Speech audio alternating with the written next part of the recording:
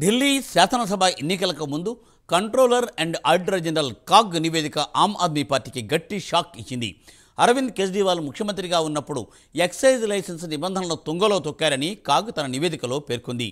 దీనివల్ల ఖజానాకు సుమారు 2026 కోట్ల రూపాయల నష్టం వాటిల్లిందని తెలిపింది.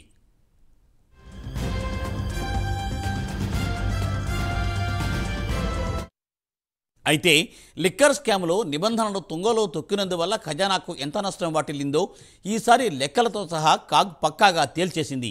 నష్టాల్లో ఉన్న కొంతమంది బిడ్డర్లకు కూడా అరవింద్ కేజ్రీవాల్ ప్రభుత్వం లైసెన్సులు ఇచ్చిందని, ఎక్సైజ్ పాలసీ నిబంధనలను దారుణంగా ఉల్లంఘించిందని కేజ్రీవాల్ ప్రభుత్వాన్ని కాగ్ నివేదిక తప్పుబట్టింది.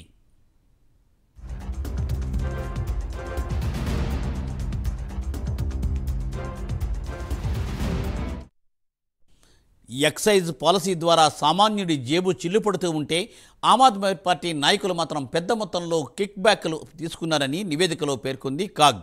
ఇదే నివేదికలో మనీష్ సిసోడియా గురించి కూడా ప్రస్తావించింది. ఎక్సైజ్ డిపార్ట్మెంట్ను ఆయన లీడ్ చేశారని కాగ్ గుర్తు చేసింది.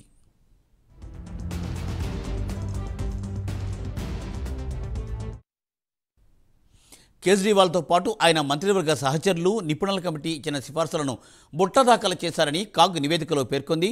లిక్కర్ లైసెన్స్ నిబంధనలను దారుణంగా ఉల్లంఘించి ఇష్టం వచ్చిన వారికి లిక్కర్ షాప్ లైసెన్సులు ఇచ్చారని కాగ్ తేల్చేసింది. ఢిల్లీ లెఫ్టినెంట్ గవర్నర్ అనుమతులు లేకుండా, అలాగే కేబినెట్ అనుమతి కూడా లేకుండా కీలక నిర్ణయాలు తీసుకున్నారని కాగ్ తన నివేదికలో కేజ్రీవాల్ ప్రభుత్వాన్ని తూర్పారబట్టింది.